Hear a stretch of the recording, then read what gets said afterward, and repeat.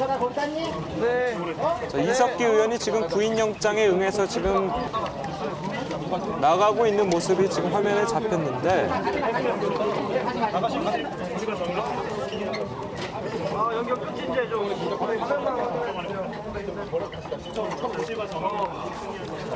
자, 지금 정치부 윤정호 부장 이 자리에 함께 했습니다. 자, 윤 부장, 지금 화면에서 이석기 의원 계속 대치하다가 지금 국정원 지원과 함께 구인영장에 응해서 나가고 있는 모습이거든요. 네. 왜 이렇게 자꾸 대치하는 모습을 보여주고 있나요? 기본적으로 통합민주당은 내일 아침에 아주 당당한 모습으로 투사의 모습으로 이 출두를 하고 싶었을 겁니다. 통합진보당. 그랬는데 구인장을 발부받은 국정원 입장에서는 이 사람을 피의자의 신분으로 데려가겠다. 자신들의 선전전에 국정원이 말리지 않겠다. 이런 의도가 강한 걸로 보입니다. 어떤 의미에서는. 그런 측면이 있기 때문에 이석기 의원의 자발적인 출두 내지는 지지자들을 모아놓고 마치 민주투사를 대변하듯이 그런 모습으로 나가는 것에 대해서는 조금 국정원으로서는 기싸움을 할 필요가 있었지 않았나 이런 생각이 들고요. 기본적으로 구인장이라는 거는 어차피 법원에서 영장을 발부한 거기 때문에 아주 정당한 법 집행이고요. 그런 측면을 따져보면은 이석기 의원으로서는 응할 수밖에 없는 거고 이런 식의 대치를 한다는 거는 공권력에 대한 도전 이런 식으로 비춰질 수가 있거든요. 그런 측면을 따져본다면 이석기 의원으로서는 굉장히 지금 힘겨운 상황이 돼버렸다. 그러니까 지금 뭐 이석기 의원 입장에서는 뭐 아이돌 스타가 군대 가듯이 뭐 그렇게 환송받으면서 이렇게 영장 실질 그럴 생각을 하고 있었던 거고 어차피 구인장을 발부받던 뭐 구속이 되던 간에 이 법적 절차를 피할 수는 없습니다. 그렇죠. 대한민국의 헌법기관이고 본인은 무죄라고 생각하고 있고 일종의 자유투사로서 민주투사로서 그 이미지를 굳히려고 했기 때문에 그 부분에 대해서는 뭐 응할 수밖에 없는데 다만 그 모양새를 본인이 원하는 형태로 하고 싶었을 겁니다. 그러니까 서로가 원하는 모양새가 있는데 그렇죠. 그러한 그 기싸움이 좀 있었다. 그런 측면이 있다. 그 기싸움을 1시간 동안이나 저렇게 벌이고 있었네요. 그런데 또 한편으로는 이석기 의원이 지금까지 보여준 어떤 그 언행들을 봤을 때 이 도주의 우려가 상당히 높지 않았습니까? 그거는 왜냐하면 국정원으로서는 이런 우려가 있습니다. 지난번에 압수수색을 하던 날 국정원에서 판단하기는 압수수색하는 장소에 이석기 의원이 등장을 했었는데 현장을 목격하고는 바로 도주를 했다. 그렇죠. 그런 이야기가 그런 있었지 이야기가 않습니까? 있었죠. 그런 정황들을 볼 때 이석기 의원이 뭐 객관적으로 보면은 뭐 피할 수는 없는데 만에 하나 도주를 할 경우 이걸 어떻게 할 거냐? 라는 고민은 있었을 겁니다. 그것 때문에 어떻게 보면은 살짝 빈틈을 확 밀고 들어가는 그런 형태로 국정원도 아마 생각을 하지 않았겠느냐. 지금 이석기 의원의 모습이 보이네요. 당당하던 모습과는 조금 다른 것 같네요. 희미한 미소를 지금 보이고 있네요. 자, 사실 뭐 체포동의안을 법원에서 그 국정원이 신청한 이유도 이석기 의원이 도주의 우려가 있다.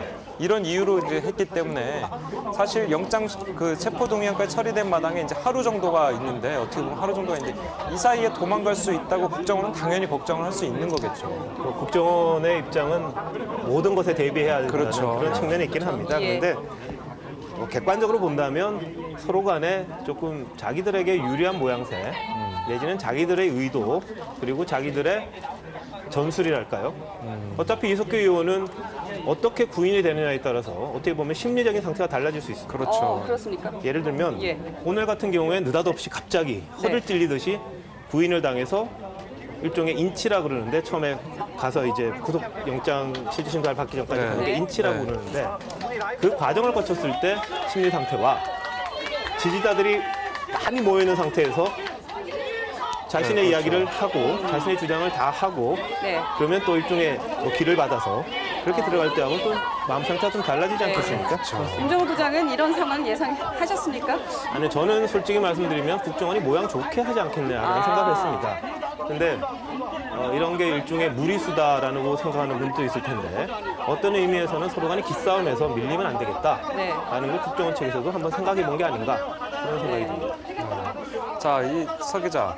그 이제 이 의원이 지금 구인영장을 받아서 이제 가는데 이제 어디로 가게 되는 겁니까? 지금 일단 수원지방법원으로 향하게 될 것 같습니다. 일단 수원지방법원에서 인정신문을 받게 될 것 같고요. 거기서 이제 본인이 피의자가 본인이 맞는지 그런 이제 간단한 절차를 거친 다음에 곧바로 그러니까 경찰서로 인치가 될 것 같습니다. 아마 경찰서로요? 그렇습니다. 수원 지역에 있는 경찰서 중 유치장이 있는 곳을 일단 대기를 했다가 내일 아침까지 머물다가요. 그다음에 영장실질심사에 영장실질심사를 받지 않을까 뭐 이렇게 좀 생각이 듭니다. 지금 보면은 자, 그 임 부장 네. 변호인단 측에서 영장실질심사를 연기해달라고 이제 요청을 했단 말이에요. 네. 그러면은 지금 이렇게 그런데도 불구하고 지금 국정원이 저렇게 구인영장을 집행하는 거는 내일 연기 신청이 안 받아들여진다 이렇게 봐도 되는 겁니다. 뭐 구인장을 발부한 상태라면은 그건 법적으로 법원의 판정이 있기 전까지는 효력이 있는 겁니다. 네. 법원에서 이걸 연기할 거냐 말 거냐를 결정하는 부분이기 때문에 네. 국정원으로서는 피의자 이석기 의원에 대해서 그 영장대로 집행을 할 수 있는 권한을 가진 거기 때문에 언제든지 할 수는 있는 겁니다. 네. 그렇기 때문에 법원의 판정이 있기 전까지는 뭐 아무 문제가 없는 거고요. 네. 만약에 법원이 판단했을 때 영장실질심사를 연기할 필요가 있다. 네. 그런 생각이 든다면 거기에 대해서 그럼 연기를 기일을 늦추겠죠. 하지만 구인장의 효력이라는 것은 당장 그게 되기 때문에 네. 예를 들어서 법원의 판사가 구인장까지 연기를 한다면은 그건 모르겠습니다만 그 부분은 조금 달라질 수 있을 거예요. 근데 지금 상황에서는 국정원이 발부받은 구인장 자체가 법적으로 아무 문제가 없기 때문에 네. 이 법적 절차를 진행하는 데 있어서는 뭐 무리가 없는 거고요.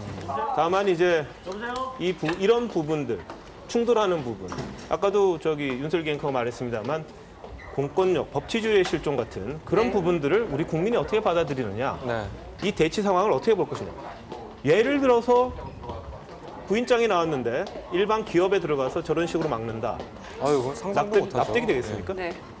일종의 이것도 국회의원의 특권 네. 아니냐라는 이야기가 나올 수 있습니다. 본인은 정치적 탄압이라고 이야기를 하고 이런 것들이 민주주의를 압살하는 이 권력의 힘이라고 말은 합니다만 그 권력의 힘이라는 것들은 법적 절차 내지 법적 정당성에 의해서 나오는 거거든요. 네. 그런 공권력에 대해서 부인한다면은 대한민국의 국회의원의 자격은 저는 없다고 보고 그런 부분들을 우리 국민들도 아주 면밀하게 세심하게 봐야 한다. 네. 이런 생각이 듭니다. 내일 그 영장실질심사가 열리게 되면 이석기 의원 묵비권 행사할까요? 어떤 뭐 그럴 수도 있죠. 태도가 나올까요? 지금 이미 구속된 3명의 통진당 관련자들이 다 수사에 협조를 하지 않고 있고요. 그랬죠.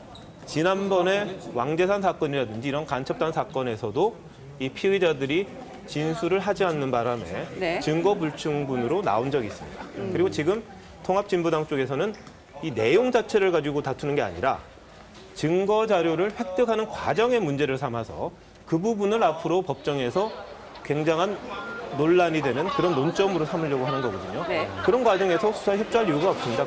그러려면 말 한마디를 안 하는 게 가장 좋은 방법이고 그렇게 된다면 이석기 의원도 모르겠습니다. 구속영장에 대한 실질심사 때는 본인의 의사를 말할 수는 있을 겁니다. 그때는 판사를 상대로 하기 때문에 네.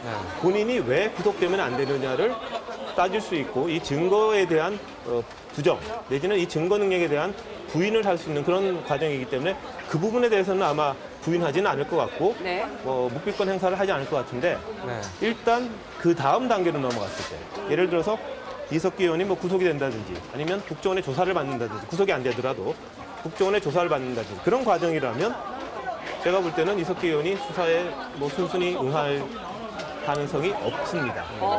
그럴 경우에는 예. 국정원도 굉장히 골치가 아프다 그래요. 예를 들면 뭐 어떻게 해야 영장 조서 됩니까? 같은 네. 조서 같은 걸 꾸밀 때 보통 한 10쪽 정도의 조서가 보통 사람의 경우는 나온다면 네. 부인을 하거나 말을 안 할 때는 네. 한 그 2배 정도 되는 분량이 나온답니다. 왜냐하면 다 일일이 앞에 걸 불러줘야 되는 거죠. 다른 피의자나 참고인들이 진술한 부분을 다 읽어주면서 누구는 이렇게 했는데 당신의 생각은 어떻습니까? 그러면 뭐 묵묵부답 내지는 점점점 이런 식으로 표현을 해야 되는데 그 앞부분을 다 불러줘야 된다는 거죠.